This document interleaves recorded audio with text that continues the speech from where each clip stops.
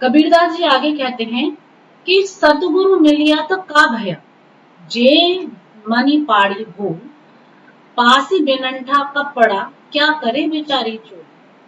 कह रहे हैं कि मान लीजिए आपको एक अच्छा गुरु मिल भी गया तो उससे क्या होगा, यदि आपके मन पर शंकाओं का, विकारों का, अविश्वास का, अनिष्ठा का एक धूल का आवरण पड़ा हुआ है, तो सतगुरु के ज्ञान का उपदेश भी आपको आध्यात्मिकता की ओर नहीं लेकर जा सकता, आपको परब्रह्म परमात्मा की ओर नहीं लेकर जा सकता।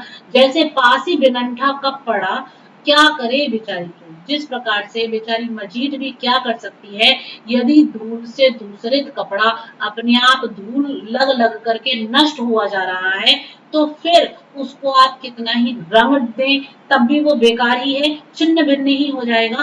कहने का आशय यही है कि जो धूल से दूसरित होने के कारण गल चुका है, बिल्कुल जीर्ण शीर्ण हो गया है, फिर आप उस कपड़े पर कितना ही रंग चढ़ा लें, उससे भी कोई लाभ नहीं होगा। तो उसी प्रकार से जिस शिष्य का हृदय मलिन है, जिस शिष्य के हृदय में अविश्वास है, अज्ञान है, आशंकाएं हैं, प्रश्नों की लड़ियां भरी पड़ी हैं, उस शिष्य को गुरु का ज्ञान भी परब्रह्म परमात्मा के रंग में सराबोर नहीं कर सकता। तो इस प्रकार कवि ने यही कहा है कि ज्ञान की प्राप्ति भी शिष्य की योग्यता के द्वारा ही संभव।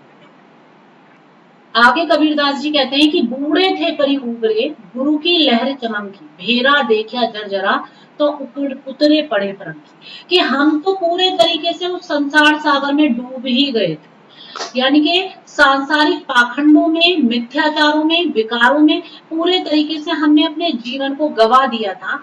लेकिन अचानक ही गुरु की लहर चमकी, जो गुरु की ज्ञान रूपी, ज्ञान तरंग रूपी, प्रकाश रूपी जो लहर है, वो चमक पड़ी और हमारा जो हृदय है उन विकारों से पलटकर उस ब्रह्म की ओर आ गया और जो बाह्याचार हैं उनसे ऊपर उठ गया।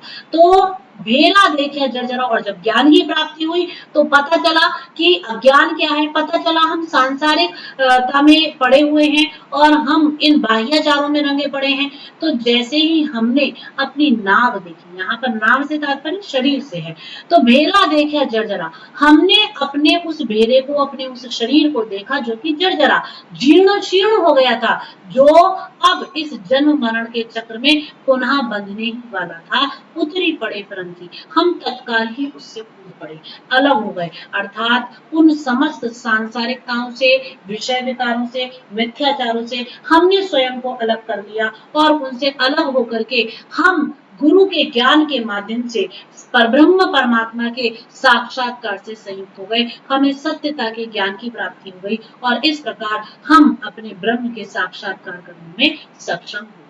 अगले पद में कहते हैं, अगले दोहे में कहते हैं कि गुरु गोविंद तो एक है, दूजा यहु आकार, आपा मैट जीवत मरे, तो पावे करतार। कि सदगुरु और गोविंद ये तो परमात्मा वास्तव में एक ही है, चाहे वो गुरु गोविंद तो एक है, गुरु जो सदगुरु है और गोविंद जो परब्रह्म परमात्मा है, वो दोनों तो वास्तव में एक हैं। दूजा यह आकार, यदि अंतर है तो केवल शरीर का, रूप का, नाम का, उपाधि का, इनका अंतर है। आपा मेटत जीव मरे, यदि कोई अपनी अस्मिता, अपने अस्तित्व को नष्ट कर जीते ही मर जाए, तो जीवन मुक्त हो जाए, तो पावे करता, तो जाकर उसे परमात्मा की प्राप्ति होती है। अर्थात गुरु गोविंद तो अपने आप में एक हैं, जो प्राप्त करना है वो शिष्य को प्राप्त करना है कि वो गुरु के उपदेश से ज्ञान की राह पर चलकर अपने ब्रह्म की प्राप्ति करने की ओर जो है अग्रसर हो और उसको प्राप्त करे।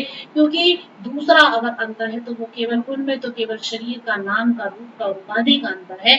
बाकी जो परब्रह्म परमात्मा को प्राप्त करने वाला है वो तभी प्राप्त करता है जब अपनी अस्मिता को अपने परब्रह्म की अस्मिता में मिला देता है, स्वयं को उनमें लीन कर देता है, लय कर देता है, तभी उस ब्रह्म की प्राप्ति करने में सक्षम होता है। तो इस प्रकार कबीरदास जी कह रहे हैं कि गुरु की प्राप्ति तभी हो सकती है जब आप पूर्ण समर्पण अपना उस परब्रह्म परमात्मा के प्रति कर देंगे, तभी आपको ब्रह्म की प्राप्ति होगी और गुरु की प्राप्ति ब्रह्म की कृपा से ही संभव।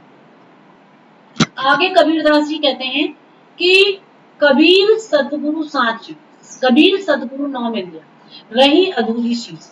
स्वांग गति का पहर करी घटी घटी मांगे कुछ। कबीरदास जी यहाँ पर ये कह रहे हैं कि यदि सदगुरु की प्राप्ति नहीं हुई और शिक्षा उपदेश जो है वो आपका अधूरा रह जाएगा, क्योंकि उपदेश जो है, ज्ञान जो है वो तो सदगुरु की प्राप्ति के द्वारा ही होगा। सतगुरु मिलेगा तभी आपको उपदेश मिलेगा, तभी आपको ज्ञान मिलेगा, तभी आप अज्ञान से बाहर निकल पाएंगे।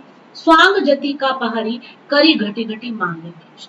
और जो साधक है वह तो बनावटी वेश पहनकर घर घर भिक्षा मांगने का कार्य करता है। कबीर की दृष्टि में यह बनावटी मिथ्या आचरण और निंदनीय है, क्योंकि इस आवरण में प्रभु का साक्षात्कार कभी भी प्राप्त नहीं हो सकता। आगे कहते हैं कि सदगुरु साचा सूरमा ताते ले ही लुहार कसड़ी दे कंचन किया ताह लिया तत्सार। कबीरदास जी कह रहे हैं कि सदगुरु जो है वो तो सच्चा सूरमा है, पराक्रमी है, वो शूरवीर है, जो ताते ले ही लोहार, जो शिष्य रूपी लोहे को साधना रूपी आग में तपा तपा कर जैसा चाहता है वैसा बना देता है।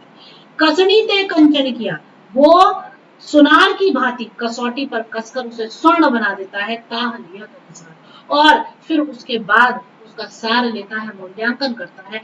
वैसे ही सदगुरु, जैसे जो सुनार है वो कसड़ी दे कंचन किया, कसौटी पर सोने की शुद्धता को परखता है और ताह लिया तत्सार, और फिर वहां से मूल्यांकन करता है कि सोने में कितनी शुद्धता है। उसी प्रकार से सदगुरु भी साधना की कसौटी पर साधक को, शिष्य को कसकर उसके भीतरी और बाहरी तत्वसार को सुरक्षित करता है, उसका मूल्यांकन करता है कि उसने कितना ज्ञान को कितने रूप में प्राप्त किया है और कैसे प्राप्त किया। अगला जो दोहा है वो है कि निहिचल, कहते हैं कि निहिचल विधि मिलाई तत् सतगुरु साहस दी, निपजी मैं सांझी गणी बांट नहीं कर। कि सदगुरु ने साधना को साहस और धैर्य से युक्त करके जीवात्मा रूपी तत्व को परमात्मा रूपी विधि में मिला दिया।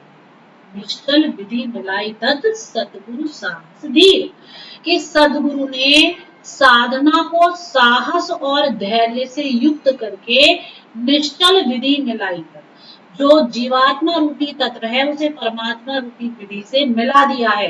निपजी में सांझी गणी, और इस मिलन के प्राप्त, इस मिलन से प्राप्त जो आनंद है उसको बांटे नहीं। कबीर उसको बांटने के लिए अनेक साझीदार हो गए हैं, लेकिन कबीर उसे बांटना नहीं चाहता है। अर्थात यह है कि जो ब्रह्म की प्राप्ति के बाद एक आनंद की अनुभूति हृदय को हुई है, उस आनंद की अनुभूति को केवल अनुभव किया जा सकता है, उसे बांटा नहीं जा सकता। वो शब्दों के द्वारा अनिर्वचनीय है, वो तो पर ब्रह्म परमात्मा है, और उसके मिलन का जो आनंद है वो अनिर्वचनीय है, उसे शब्दों के द्वारा कहा नहीं जा सकता। और कबीर ने अपने गुरु के द्वारा मिलाई विधि के द्वारा उस ब्रह्म को प्राप्त कर लिया है, उस आनंद को प्राप्त कर लिया है। भले ही उसको बांटने वाले बतेरे लोग आकर खड़े हुए, लेकिन कबीर उन्हें बांटना नहीं चाहता। कबीर उनको कुछ भी बताने में सक्षम नहीं। अगले दोहे में कबीरदास जी कह रहे हैं कि चौपड़ी मांडी चौहटे अरब उरद बाजार, कहे कबीर राम जन खेलो संत, कि ऊपर नीचे संसार रूपी बाजार का जो ये त्रिकुटी है, उस त्रिकुटी रूपी चौराहे पर साधना का चौसर सजाया गया है। देखिए, मस्तक पर जो दोनों आंखों के मध्य और नासिका के ऊपर का जो हिस्सा है इसे त्रिकुटी बोलते हैं। ठीक है, तो जो साधना है उसके लिए तो ऊपर नीचे, जो ऊपर नीचे संसार रूपी बाजार के त्रिकुटी रूपी चौराहा है, उस चौराहे पर साधना का चौसर लगा दिया गया है।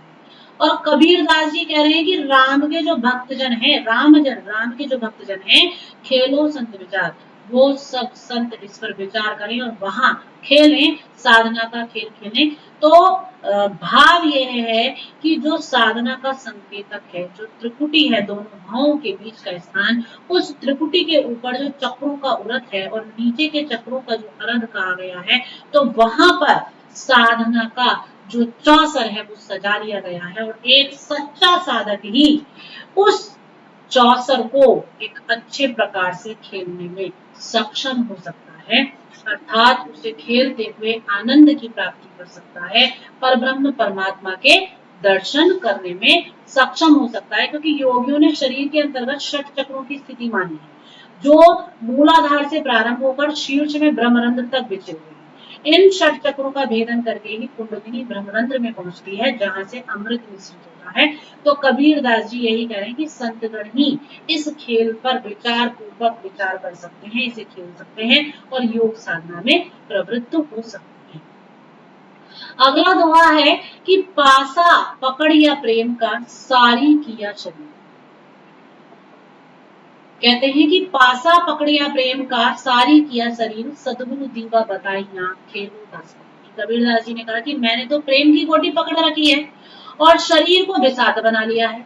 सदगुरु जो है वो दांव बता रहे हैं और मैं तो चौसा खेल रहा हूँ। अर्थात जो साधना है, उस साधना के जो जितने भी अंग प्रत्यंग हैं, वो सब मेरे गुरु के द्वारा बताए गए हैं और उनके निर्देशन पर मैंने योग साधना आरंभ कर दी है और उस योग साधना में मैं अग्रसर हो चुका हूँ और जो भी खेल उसमें है, मैं उसमें खेलने के लिए प्रवृत्त हूँ, क्योंकि मेरे गुरु जो हैं वो मेरी इस साधना को आगे बढ़ा रहे हैं और हर रूप में मुझे शिक्षा दे रहे हैं। और अंतिम जो दोहा है वो है कबीर बादल प्रेम का हम पर बरसियां आए, अंतरी भीगी आत्मा हरि भीगी।